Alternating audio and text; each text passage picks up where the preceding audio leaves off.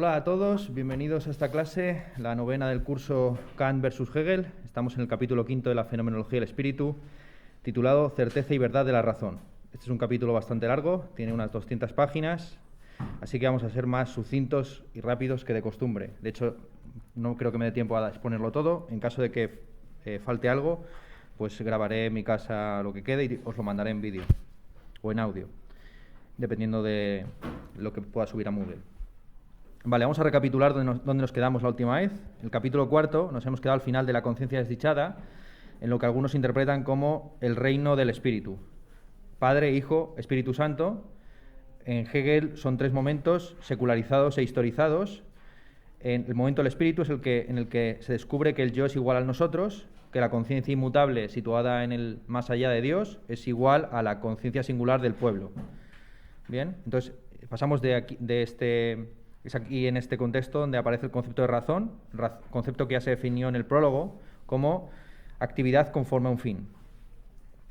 En la introducción al capítulo quinto, Hegel subraya que en este momento del despliegue de la conciencia se descubre el mundo como algo dado que está estructurado y conceptuado. Hasta ahora la conciencia realizaba determinadas operaciones sobre una realidad que previamente no estaba conceptuada o estructurada, que no estaba categorizada. Ahora, a partir de como van a ver en este capítulo quinto, lo que se va a hacer de alguna forma es recapitular los 4 primeros capítulos, pero en un contexto más científico, si se quiere. Ya van a empezar a aparecer fenómenos orgánicos, inorgánicos y sociales, con sus géneros, sus especies, y los ejemplos de Hegel van a ser mucho más específicos y concretos.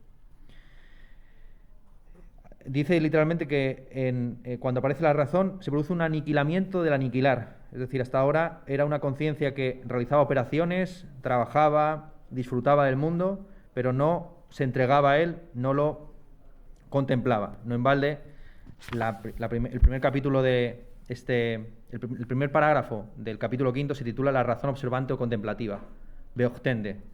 Entonces, frente a la actividad que tenía la conciencia en los 4 primeros capítulos, en este quinto capítulo va a ser, por lo menos en la parte inicial, mucho más contemplativa y pasiva. Antes de meterse en harina, Hegel vuelve a criticar a Fichte y a Kant, dos críticas muy habituales: la crítica contra el inmediatismo fictiano, la idea de que yo es igual a yo a priori. Esa identidad es una identidad conseguida o obtenida, es una inmediatez mediada que se obtiene al final. Y también, por supuesto, critica a Kant, realiza una observación que ya hemos expuesto en las clases sobre la crítica a la razón pura, a saber que en Kant hay una paradoja o una contradicción o una inconsistencia entre la simplicidad de la percepción trascendental del yo pienso y la multiplicidad de las categorías. ¿Cuál de esas categorías es la primera y la más importante para la conciencia? Lo más importante, insisto, es que ahora se nos abre un mundo que ya está estructurado y conceptuado, es decir, que ya está categorizado. El concepto de categoría va a ser un concepto central en esta primera parte de la razón observante o contemplativa, la razón que observa, en la traducción de Antonio Gómez Ramos. Como digo, ahora lo que debe hacer, la razón ya no quiere tanto realizar operaciones o actividades o proyectarse sobre una realidad que no está conceptuada, sino tomar posesión del patrimonio, esa es la expresión.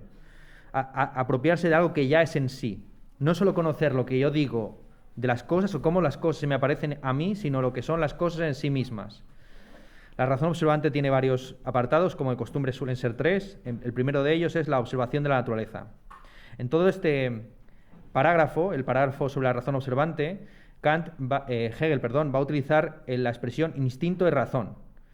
Aquí la razón no es discursiva, o si lo es bajo la forma de un instinto. Es decir, se entrega inmediatamente a la cosa. Primero se entrega a ella bajo la forma de la descripción. Aparentemente la mejor forma de apropiarse de ese patrimonio que nos ha sido dado, que es el mundo, es describirlo, ver cuáles son las propiedades comunes. Evidentemente, este ejercicio de descripción rápidamente se convierte en un ejercicio de clasificación, conforme a clases, géneros, especies. Y, en última instancia, la conciencia se pregunta por la relación entre las diversas clases, los géneros y especies. Bien, entonces llegamos a el último estadio de la observación de la naturaleza, que es el establecimiento de relaciones y de leyes. Descripción, punto primero; clasificación, segundo punto; relación o establecimiento de leyes, tercer punto. Aquí, como ven, llegamos a un concepto que ya había sido expuesto en el capítulo tercero, el capítulo sobre el entendimiento, el concepto de ley. Lo que va a hacer Hegel en la observación de la naturaleza es recorrer el tercer capítulo a la inversa. En el tercer capítulo partíamos del concepto de fuerza y llegamos al concepto abstracto de relación. Aquí Hegel va a partir del concepto de relación y va a llegar al concepto de fuerza, ¿vale? Va a hacer el camino inverso. Entonces aquí ya hemos llegado al concepto de ley, ¿vale? Las leyes se aplican sobre el mundo natural de diversas formas. No es lo mismo las leyes del campo social que las leyes del campo natural, que las leyes del campo dentro de lo natural, orgánico e inorgánico. Digamos que casi todo el capítulo va a estar estructurado el concepto de ley en sus diversas modulaciones, algo que ya vimos previamente cuando expusimos Soren Kierkegaard, Dostoyevsky, San Agustín. Mencionamos esos autores en relación a un pasaje muy pregnante del tercer capítulo sobre la idea de crimen, de castigo, etc. ¿Bien? Claro, la conciencia, al establecer leyes en el mundo, descubre que hay una diferencia entre la forma en la que se cumplen esas leyes en el mundo inorgánico y la forma en la que se cumplen esas leyes en el mundo inorgánico. En el mundo inorgánico las leyes se cumplen tout court, totalmente. Los graves son atraídos, si tú lanzas una piedra con las mismas condiciones experimentales, siempre va a describir la misma trayectoria. Sin embargo, en el mundo orgánico hay una interrelación de fuerzas que hace que las leyes no se cumplan de manera determinista, sino probabilística. En lo que nos encontramos en el mundo orgánico no son leyes apodícticas necesarias, sino tendencias, instintos, inclinaciones, propensiones, promedios, el gato promedio, el tigre promedio, la planta promedio. Todas esas, de tal forma que el único principio unificador entre todo lo orgánico es el conatus, el principio de conservación, que todo ente tiende a conservarse, puede en algún momento incluso autodestruirse. En este contexto se establece una polarización entre el sentimiento de sí, el conocimiento que tiene cada ser orgánico de sí mismo, una conciencia sintiente, y la dirección hacia los otros.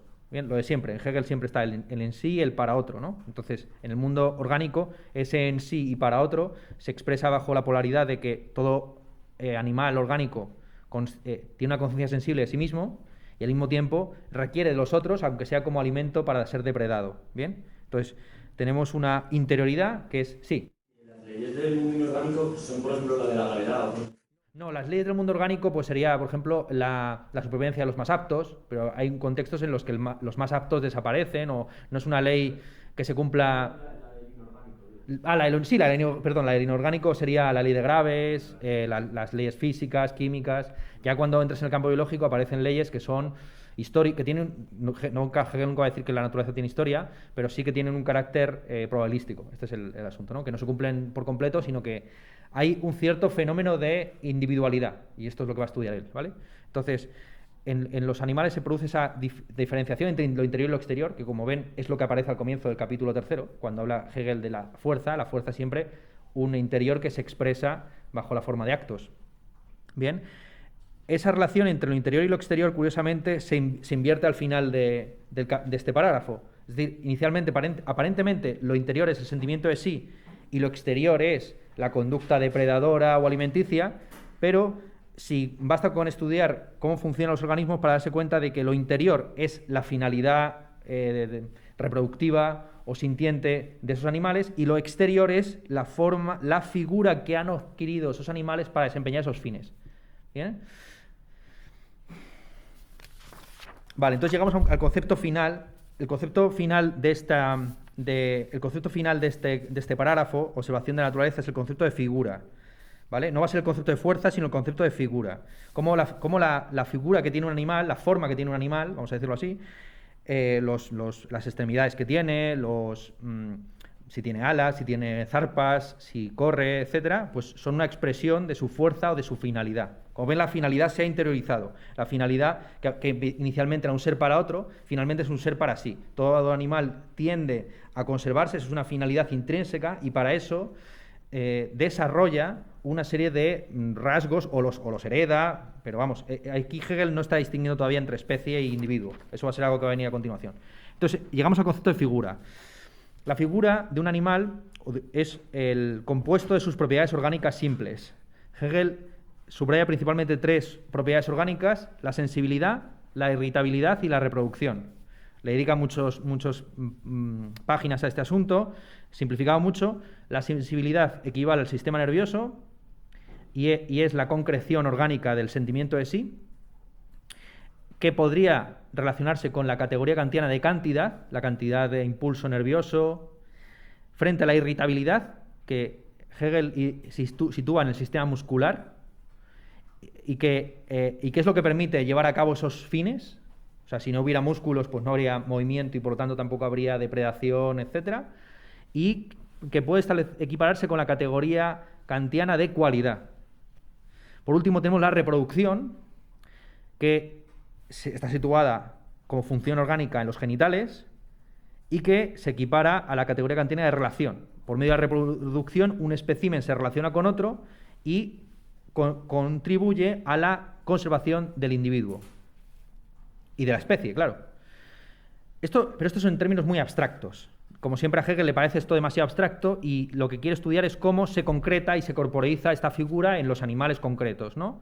Y hay diferencia un elemento inorgánico y un elemento orgánico. El elemento inorgánico es lo que él llama magnitud. Pues el peso específico de un animal, si no puede haber depredadores de tal volumen porque serían demasiado vistosos o no serían lo suficientemente rápidos.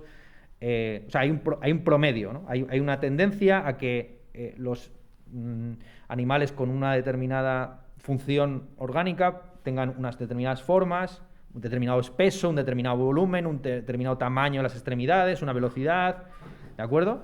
Aspectos cuantitativos y orgánicos, inorgánicos, ¿no? Aparentemente inorgánicos. Y luego está el aspecto estrictamente orgánico de la corporización de la figura, que es la relación que existe entre la especie, el género y el individuo. Muy simplificado, insisto, porque es que es un capítulo enorme, estamos en el comienzo, no hemos dicho nada. La relación que se establece entre género, especie e individuo es básicamente una relación silogística. Como siempre en Hegel hay 3 elementos, pues el género a través de la especie se realiza en los individuos, ¿vale? No tiene más complicación, ¿vale? El género es algo completamente abstracto, que incluso está indeterminado, pues está el género Homo, pero claro, hay Homi erectus, Sapiens, Neanderthalis, ¿de acuerdo? Entonces hay un género que se concreta en las especies, es la especie, que es una serie de variaciones orgánicas, la que concreta, hace transición entre el género y el individuo. ¿Bien? Entonces ya hemos alcanzado la individualidad. La individualidad y la concreción buscada siempre por Hegel, lo concreto, ¿no? Ya tenemos un individuo, el espécimen. Ahora bien, ¿en qué consiste la individualidad del espécimen? Todos los gatos tienen los mismos impulsos, tienen las mismas inclinaciones, tienen aparentemente las mismas conductas operatorias. Sí que es cierto que hay unas leyes que no son deterministas, pero sí que son tendenciales. La individualidad del individuo se nos disuelve entre las manos porque la naturaleza no tiene historia. Dice Hegel literalmente que se desploma de lo universal a lo particular sin pasar por lo singular. Es decir, en el reino natural hay especímenes, pero no hay individuos propiamente dicho. O hay entes particulares, así hay gatos particulares, pero no singulares. ¿De acuerdo? Igual que si no hubiera historia de la humanidad, pues todos seríamos particulares, concreciones de la especie humana, pero ninguno destacaría por encima del otro con su singularidad individual, ¿se entiende? ¿Cómo se puede individualizar el espécimen? Bueno, se pueden hacer biografías, podemos ponerle nombres a los animales, lo que podríamos llamar el pensamiento Disney. Hegel esto lo resume mucho hablando de glosas sutiles, interesantes referencias, amables complacencias. Podemos evidentemente tener una conducta complaciente, sutil, gentil, interesante respecto del mundo animal, pues eso, estableciendo naciones de bonobos o llamándoles con un nombre, etcétera, pero eso para Hegel es un mero opinar, ¿de acuerdo?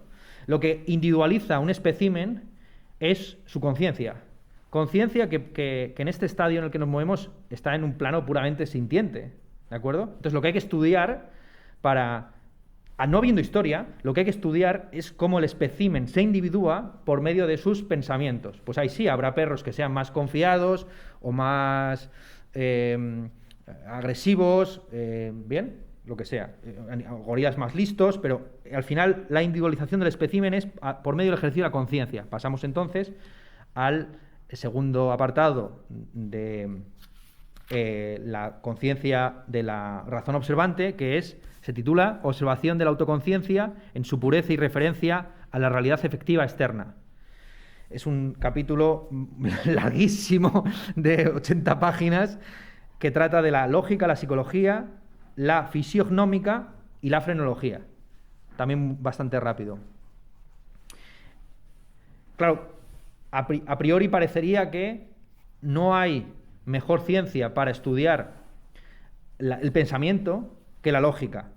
La lógica estudia las leyes del pensar de manera abstracta y genérica, válida para todos los animales en principio, ¿no? Incluso se podría decir que hasta para los animales sintientes rige el principio de no contradicción, ¿no? Ante una amenaza, pues una amenaza no es y no es a la vez una amenaza, no sé si me explico.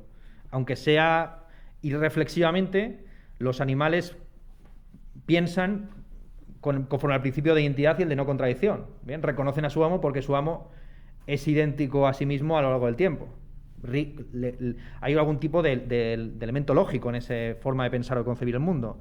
La crítica habitual a la lógica formal, que es la que aquí se trata, evidentemente, es que es formalista, ¿no? Que aparentemente pues no atiende a los contenidos. Hegel le hace, curiosamente, la objeción contraria. El problema de la lógica no es que sea excesivamente formal, sino que no se despega del contenido, que piensa los contenidos del pensamiento sin concretar dónde se realizan. Si se realizan en la mente de un sabio, o sea, P, entonces Q, vale lo mismo en la cabeza de Einstein que en un gato, que ¿no? Está apegado a un contenido. Efectivamente es un contenido abstracto, no concretado, pero la lógica no se ocupa de la forma. Para Hegel, y esto es una cosa muy interesante, ¿no? La lógica, el problema principal es que estudia la forma del pensamiento, sí, de manera abstracta, pero en cuanto al contenido, porque no tiene en cuenta cómo piensa, tan solo se ocupa del qué se piensa, no del cómo se piensa. ¿De acuerdo? ¿Qué se piensa? Pues se piensa P, se piensa Q, se piensa la relación entre P y Q, lo que sea. ¿Bien? Bueno, por supuesto esto no existía en la época de Hegel, pero sí que existía la lógica silogística aristotélica y variantes de la lógica de términos heredadas del estoicismo. Entonces podemos, sin anacronismo, atribuirle esta crítica a también la lógica formal contemporánea. Lo que hay que estudiar en última instancia es la conciencia activa, cómo se piensa realmente, cómo piensa el gato, cómo piensa el perro, cómo piensa... Claro, ahí nos elevamos entonces del estadio de la lógica al estadio de la psicología. La psicología pretende ser un estudio de la conciencia activa individual, pero en el fondo lo que hace es estudiar la conciencia pasiva colectiva. Lo que estudia la psicología son los sesgos, los prejuicios, los condicionamientos, los automatismos. De nuevo, aquí el problema es... Si en el caso de la lógica el problema era el contenido abstracto, aquí si se quiere el problema es la forma genérica. Estudia así formas genéricas de pensar, pero no particulariza, no concretiza lo suficiente. Para concretar lo suficiente se requiere ir más allá de la psicología y entrar en el órgano concreto que desempeña la función, que es el cerebro. Y Hegel va a dedicar 50 páginas a exponer y desmantelar la fisiognomía y la frenología, que eran dos ciencias pujantes de su época, iniciadas por Lavater y Gall. Lavater es el padre de la fisiognomía y Gall el padre de la frenología. La fisiognomía pretendía deducir la inteligencia de un ser humano, bueno, la psique en general de un ser humano, su moralidad, etcétera, a partir de su rostro, y la frenología a partir de la forma del cráneo. ¿De acuerdo? Hegel empieza por la fisiognomía, también la fisiognomía no solamente tenía que ver con el rostro, sino también un poco quiromancia, ¿no? Las manos, el destino, todo este tipo de historias, ¿vale? Y la frenología. Esto le dedica 50 páginas, es la parte más larga, o sea, es tremendo. ¿Y por qué le dedica tanto espacio? Y Hegel aquí, al final de la refutación, que es una refutación cachondísima realmente de todo esto, dice lo siguiente: cuanto peor es un pensamiento, tanto menos se deja ver en dónde está precisamente aquello que lo hace malo. Y tanto más difícil se hace explicitarlo, pues se dice que el pensamiento es tanto más malo cuanto más pura y vacía es la abstracción a la que él le da el valor de la esencia. Por ese motivo dedica tanto espacio a una cosa tan absurda, ¿no? Inducir la moralidad a partir de cómo es tu cara, cómo es el cráneo, etcétera. Por cierto que esto, aunque fuera un absurdo, ya reconocido por Hegel en 1807, se seguía aplicando con pretensiones de predicción y previsión del crimen a finales del siglo XIX. Ustedes a lo mejor conocen a Lombroso. Lombroso es un teórico del crimen a finales del siglo XIX que teorizó mucho esto sobre la forma craneal del criminal promedio y, de hecho, el DNI, como saben ustedes, el DNI, antes de generalizarse al conjunto de los individuos, se aplicó a los reclusos y a los criminales comunes para reconocerlos y, en buena medida, para establecer medidas de su comportamiento. Este fue el modelo de la penalización de la Revolución posterior a 1871. El DNI y todos los procesos de predicción del crimen se llevan a cabo después de la Comuna de París. Por cierto, Comuna de París, de la que se cumple este año 150 aniversario, que me lo dijo el otro día un periodista francés. Sería interesante quizás hacer alguna cosa al respecto. Sugerencia. Entonces, no voy a dedicar yo mucho espacio a este asunto. O sea, Hegel le dedica 150 páginas, 50 paginacas. Yo voy a ir muy rápido también, ¿eh? Vamos, voy bien. Esto es como el Usain Bolt de la filosofía. La fisiognómica, ¿vale? La fisiognómica es, insisto, la ciencia que pretende inducir o deducir la psique humana a partir del rostro. Pero Hegel lo toma en un sentido muy amplio, que es, efectivamente, intentar penetrar en la conciencia a través de los órganos. La tesis de fondo de la fisiognómica, pero también de la quiromancia, es que los órganos son signos del destino y que la forma en la que tienes la mano o el codo pues es un signo de cómo eres, ¿no? Y Hegel le reconoce cierto valor a estas tesis, aunque no en sus propios términos.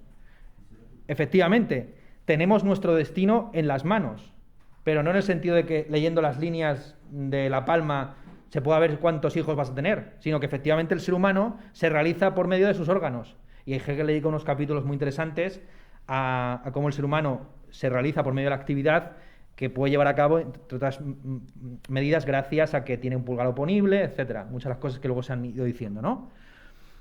Entonces hay una cierta, como siempre en Hegel, no hay un completo error. El quiromante pretende que el destino está en las manos, pero efectivamente, porque a través de las manos escribimos, picamos piedra o acariciamos lo que sea, ¿no? Entonces, efectivamente. Ahora bien, dentro de estos órganos, pues hay algunos más próximos al alma que otros, ¿no? Pues aparentemente el bazo no tiene nada que ver con nuestra personalidad, pero nuestros genitales un poco más y nuestro rostro todavía más, efectivamente, ¿no? La frenología es, podemos decir, una fisiognómica más concretada o más específica, que considera que el órgano de la personalidad es el cerebro. Aquí Hegel dedica muchas páginas a este asunto de la frenología, que curiosamente es un tema de muchísima actualidad, porque a ustedes, si les han explicado, ya tienen filosofía de la mente. Creo que esta pregunta ya se las he hecho. No han tenido filosofía de la mente, pero la van a tener, efectivamente. En filosofía de la mente contemporánea se explica muy a menudo o se plantea constantemente el problema de la reducción, o a veces lo llaman incluso el hard problem, o sea, a veces ya así literalmente el problema duro, el difícil, que es cuál es la relación que existe entre mente y cerebro. Pues Hegel introduce un tercer término ahí muy interesante, que es el cráneo. el cráneo. Claro que efectivamente lo que querían estos tíos era deducir la inteligencia ya no a partir del cerebro, sino de la estructura del cráneo.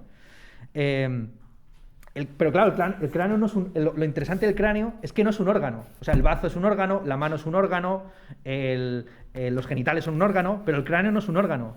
El hueso craneal, dice Hegel, es un ser muerto. Pero vamos, la respuesta para Hegel, irónica, es que el individuo no está ni en la mente ni en el cerebro, sino que está en el cráneo. Dice, es buenísimo, los capítulos dedicados, estas páginas son de risa pura, un poco coñazo también, como siempre Hegel, pero siempre Hegel pasando de lo hilarante a lo aburrido máximo. Dice, el hueso craneal no es un órgano que tenga actividad, ni tampoco es un movimiento que hable. Con el hueso craneal no se roba, ni se mata, ni hace tampoco él la más mínima mueca con tales actos, por la que él se convierte en un gesto elocuente, ni tampoco tiene este ente el valor de un signo. ¿no? Pues criticando efectivamente esta idea de que a partir del cráneo tú puedes deducir si alguien va a cometer un crimen mañana o no.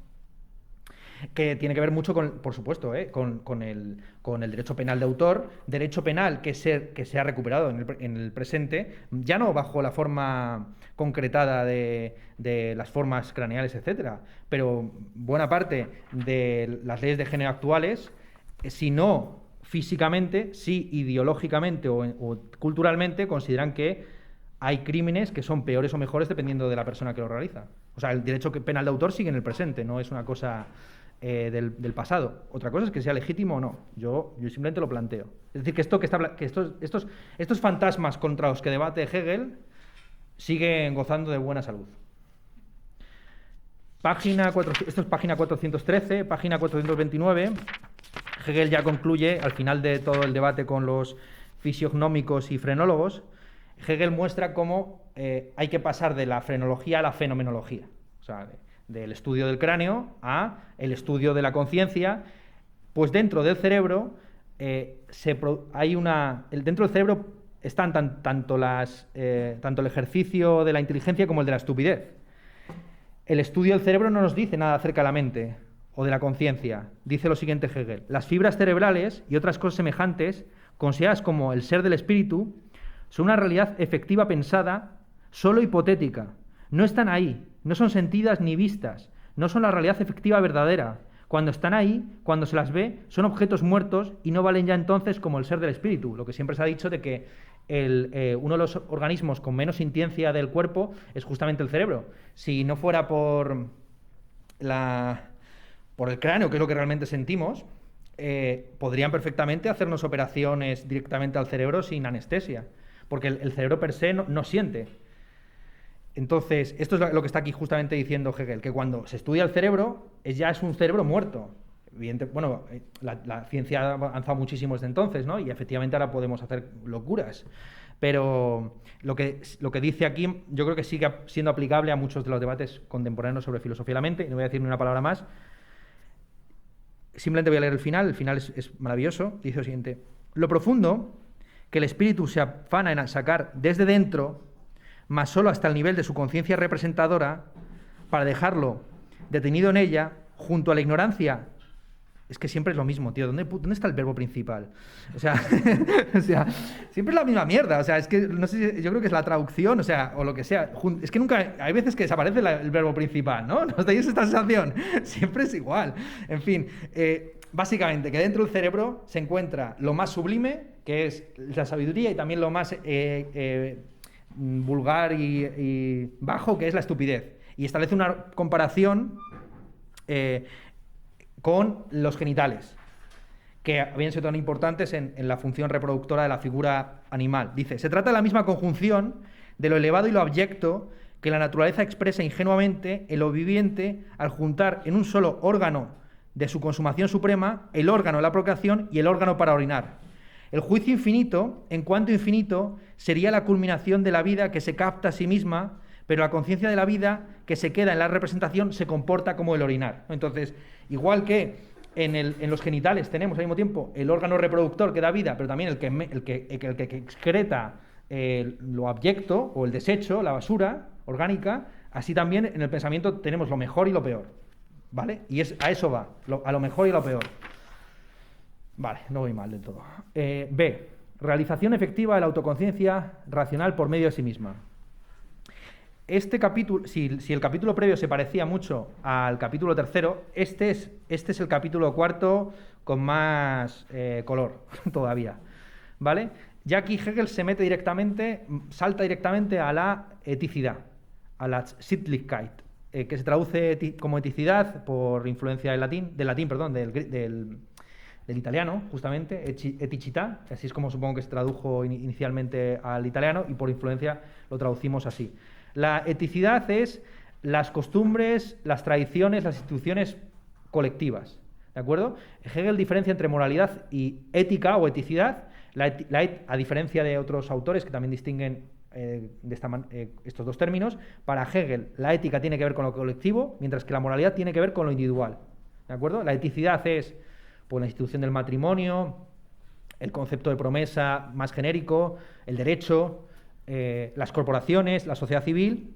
Eso es la eticidad, que aquí se presenta inicialmente simplemente como las costumbres, las tradiciones, la vida de un pueblo. En este plano al que hemos llegado dando un salto tremendo, pero que en realidad es la recuperación o la recapitulación de lo dicho en el capítulo 4, cómo termina el capítulo 4. O sea, aquí vuelve a aparecer ya el espíritu, ya consumado como autoconciencias que se reconocen y están en un conflicto entre ellas, ¿de acuerdo? La eticidad, en este plano, como vida del pueblo, costumbres, tradiciones, también da unas pautas de conducta para la autoconciencia, que consiste en donde fueres haz lo que vieres. La sabiduría, en este plano de la eticidad, es comportarse conforme a las costumbres y tradiciones de un pueblo. La normatividad de la eticidad está dada y es asumida y heredada. Claro que en el campo social el individuo se afirma y se diferencia del resto por medio de la destrucción de esa eticidad, por la búsqueda de un destino propio, por una serie de pulsiones que le alejan de la norma, ¿de acuerdo? Buscar la propia dicha, lo llama Hegel, ¿no? La búsqueda, el pursuit of happiness, que dice la Constitución de Estados Unidos, ¿no? Es uno de los derechos constitucionales. La libertad, la igualdad y la persecución de la felicidad. La persecución de la propia felicidad impulsada por una serie de pulsiones y de motivos, nos lleva hacia metas distintas a las marcadas por la propia eticidad de nuestro pueblo, de nuestra ciudad, de nuestra sociedad. Y aquí es donde se inicia la gran travesía de la conciencia individual frente a una eticidad dada, ¿vale? O sea, previamente hemos visto el mundo orgánico como algo dado y estructurado, y ahora vamos a ver cómo la autoconciencia, en tanto que autoconciencia moral, individual, se enfrenta a un conjunto de instituciones que todavía no tiene un componente político. Pues vamos a ello directamente. El primer capítulo, la primera sección, se titula El placer y la necesidad. La ruptura con la eticidad se expresa inicialmente de una manera inconsciente bajo la forma de una serie de deseos que ya no son unos deseos abstractos, como los planteados en el capítulo 4, sino concretos.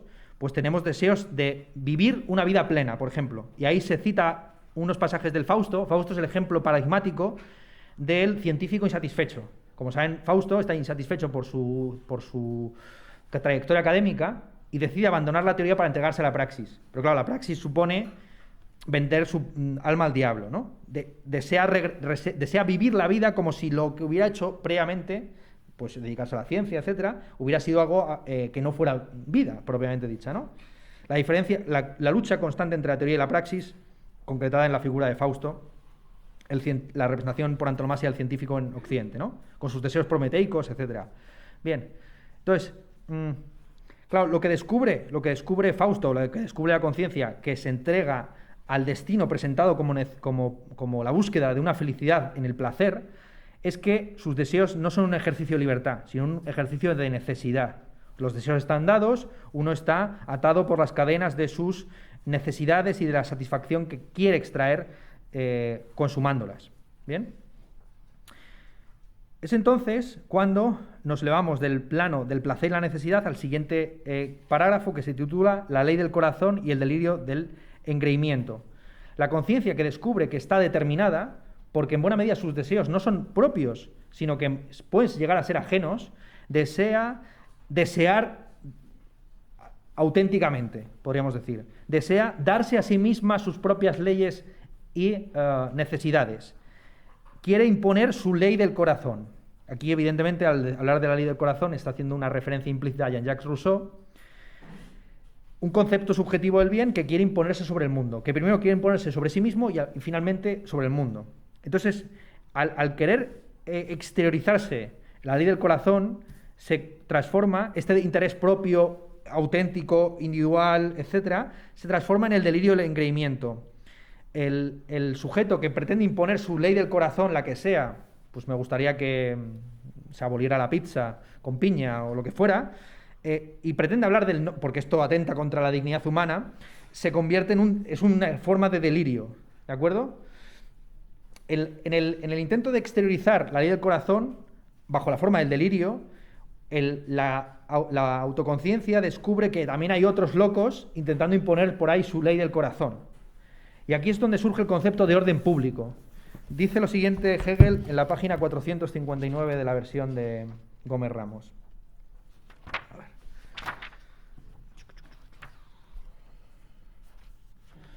Dice, la conciencia que instaura la ley de su corazón experimenta, entonces, una resistencia por parte de las otras, porque contradice las leyes igualmente singulares de sus corazones, y estos, en su resistencia, no hacen otra cosa que instaurar su ley y hacerla valer.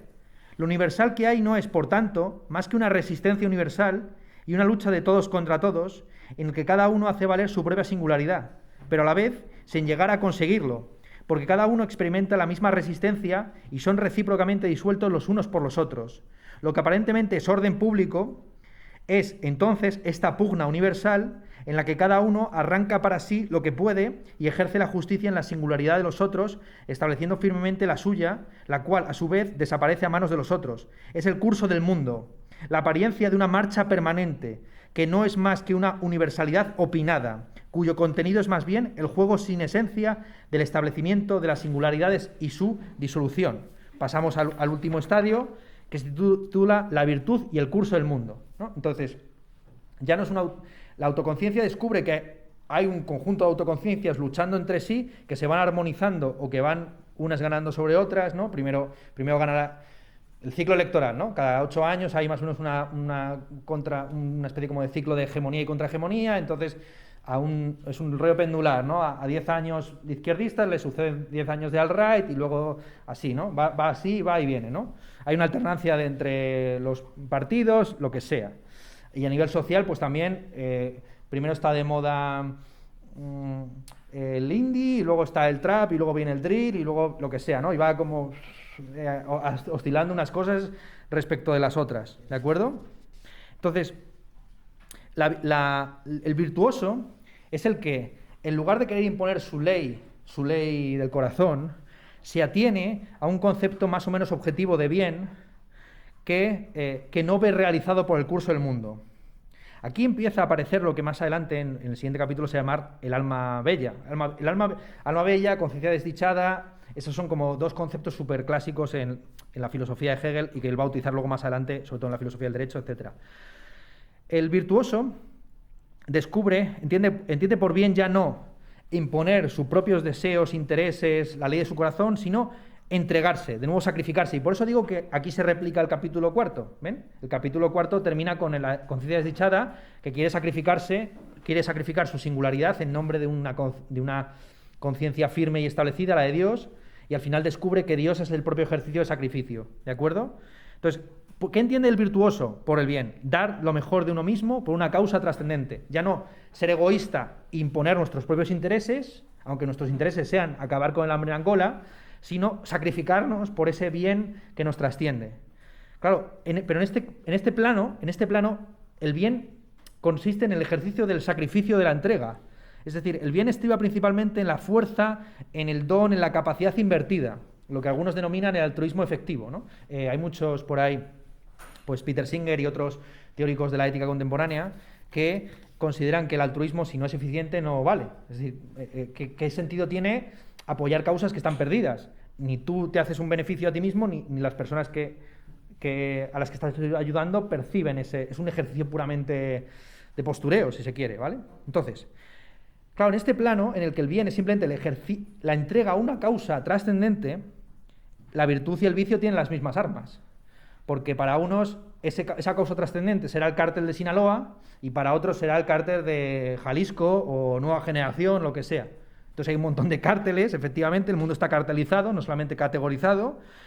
Y aquí Hegel, pues, pasajes tremendísimos sobre pues cómo el virtuoso se enfrenta contra el mundo, pero tiene las mismas armas y en un momento dado se está incluso enfrentando a sí mismo y realiza la virtud por medio del vicio. Bueno, unas cosas aquí maravillosas, ¿no? Finalmente, el curso del mundo se impone sobre el virtuoso, pero se impone sobre el virtuoso en parte realizando sus fines y sus objetivos.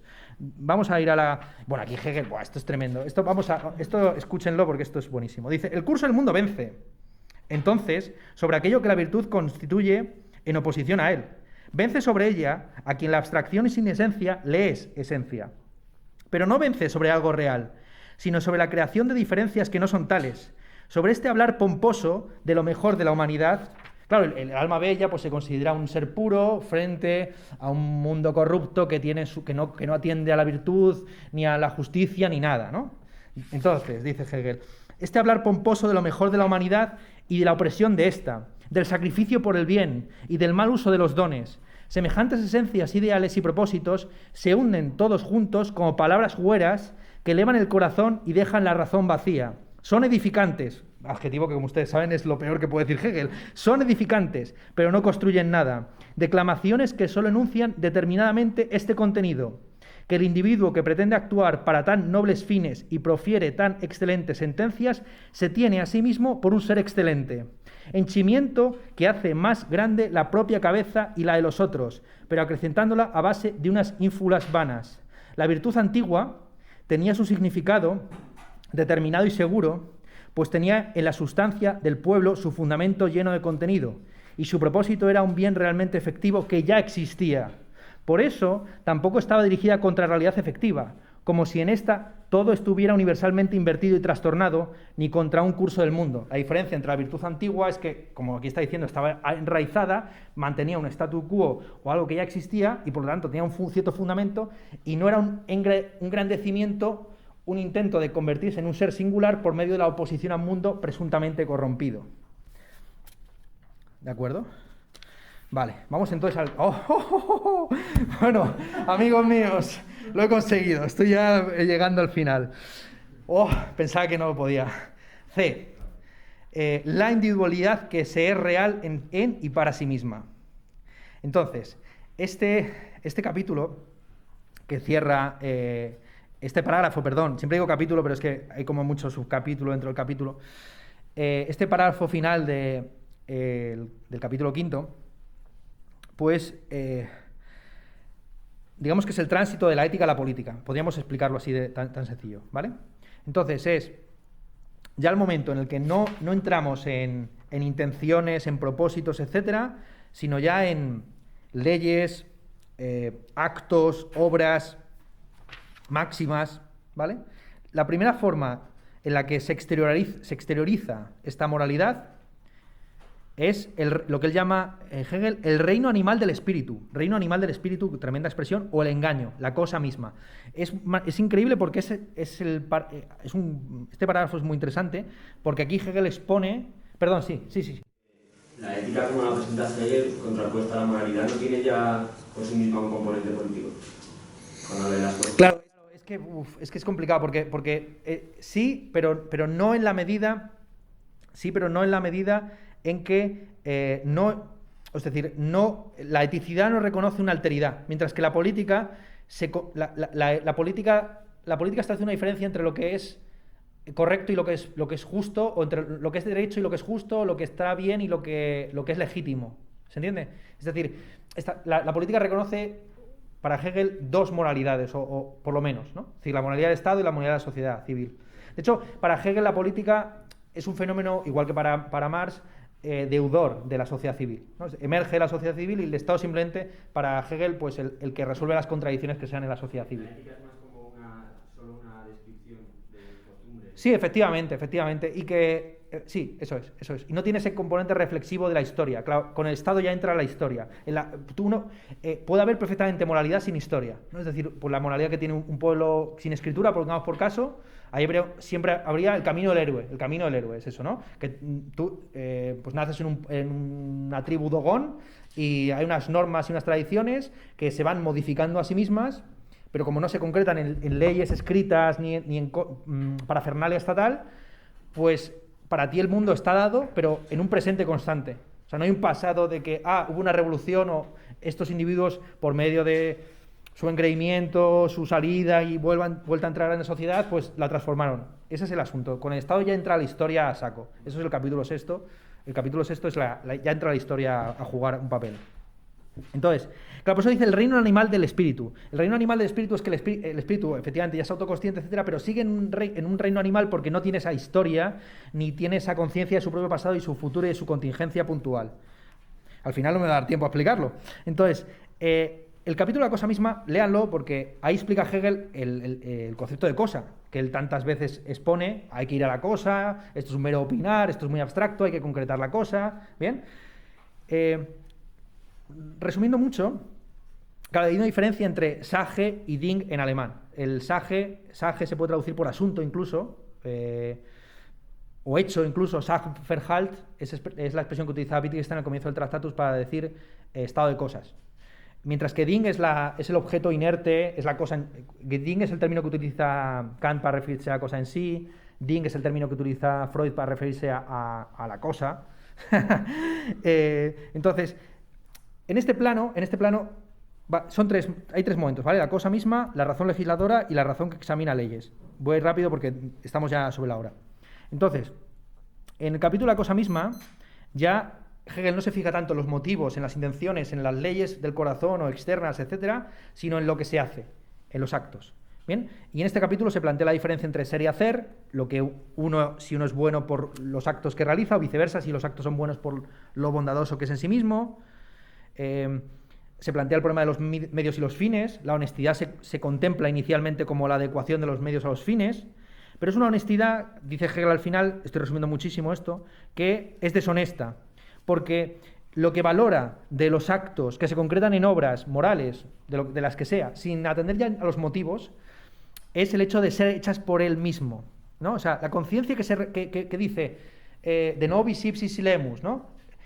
En ese famoso cita de Kant dice literalmente, de nosotros mismos callamos, pero lo que aquí se expone queremos que no sea percibido como una opinión o como la fundamentación de una doctrina, sino como una obra, y deseamos que todos por su propio bien se unan a ella y que no la tengan por una construcción eterna, sino como, ¿cómo es esto? El fin de un mal infinito. Eso es lo que dice hacia el final. Le estoy dando como de memoria y modificando mucho las palabras de Kant, ¿de acuerdo? Esta presunta honestidad del entregarse a la cosa misma y dejar entre paréntesis las intenciones y demás es deshonesta. Y se basa en un engaño general, a ver si me da tiempo aquí a... Dice, al mostrar un interés por la obra, disfruta también de sí misma. Teresa de Calcuta, lo que sea, ¿de acuerdo? Y en la misma medida le da la bienvenida a la obra que censura justamente por ese placer de su propia actividad que por medio de ella se le procura. Los que, sin embargo, se tienen por engañados o se hacen pasar por tales, por esa injerencia, querían, más bien, engañar ellos mismos de la misma manera. Hacen pasar sus actividades y afanes por algo que solamente es para ellos mismos, en lo que únicamente se tenían por fin a sí y a su propia esencia. Solo que al hacer algo, y por ende exponerse y mostrarse a la luz, contradicen inmediatamente, por medio de este hecho, su pretendida intención de querer excluir la luz del día mismo, la conciencia universal y la participación de todos. La realización efectiva es, más bien, una exposición de lo suyo en el elemento universal, con lo que deviene y debe devenir la cosa de todos. Uno quiere hacer su propio acto concreto, pero deja de ser suyo, cuando se realiza en el mundo y es asumido por los oponentes o por los adversarios, y en eso consiste justamente la hegemonía cultural. Busquen ustedes los referentes porque los hay por todos lados. Y cierro. La razón legisladora y la razón que examina leyes no se diferencian mucho entre sí. Básicamente es una razón que, en lugar ya de concretarse en los actos de bondad o lo que sea, pues quiere establecer unas máximas generales que valgan un poco para todos, ¿no? ¿Qué pasa? Que esas máximas, como siempre Hegel, son abstractas, formales, carecen de contenido concreto, etc. Da dos ejemplos, cada cual debe decir la verdad y amarás al prójimo como a ti mismo. Problema, la primera máxima, todo el mundo debe decir la verdad, presupone que se conoce la verdad. Entonces lo que presuntamente es una máxima universal está concretada o depende de la contingencia de que uno sepa lo que es verdadero. En cuanto a amarás al prójimo como a ti mismo, ¿qué pasa si te tratas mal a ti mismo? ¿De acuerdo? Es decir, estas dos máximas que presuntamente son universales y válidas para todo el mundo, en realidad son contingentes porque dependen de contenidos concretos que no se ofrecen de manera tan inmediata. El bien y la verdad, el tratarse uno bien a sí mismo y el conocer la verdad no son cosas ya dadas de antemano, sino que se deben obtener por medio del trabajo del espíritu. Final, la razón que examina leyes. En la razón que examina leyes ya empieza la historia. Y empieza la política y el conflicto ética-política, porque, y esto se ve muy bien en la cita de Antígona. Ustedes han estudiado Antígona y saben perfectamente lo que significa. Es el conflicto entre las leyes de la familia, las leyes de la familia y las leyes del Estado. Es decir, entre la eticidad justamente y la política stricto sensu. Básicamente la razón que examina leyes ya no es una razón que pretende extraer máximas válidas para todo el mundo, en plan el decálogo, sino no desearás a la mujer del prójimo, etcétera, sino que se da cuenta del conflicto irresoluble que constantemente hay entre ética y política, entre sociedad y Estado, y empieza a concebir esa diferencia, esa doble normatividad, el derecho versus la justicia, lo legítimo frente a lo legal, etcétera. Bien, hay una temporalización de las leyes y es a partir de aquí que ya empieza lo que va a venir en el 6º capítulo, que es el Estado, la historia, etcétera. Uno descubre que hay efectivamente una temporalización y una decadencia y una emergencia de las leyes. Me da incluso tiempo a leer un capítulito, bueno, yo creo que está bastante... Es que, como siempre, les he ahorrado citas de la primera parte, de lo de la frenología y tal, pero aquí, como siempre, pues lo decía el compañero, parece Hegel otro, cuando escribe sobre la sociedad humana, a diferencia de cuando escribe sobre la naturaleza, y este es un capítulo riquísimo y tiene muchas citas muy jugosas. Así que nada, amigos, lo hemos conseguido, en una hora hemos explicado lo quinto. Gracias.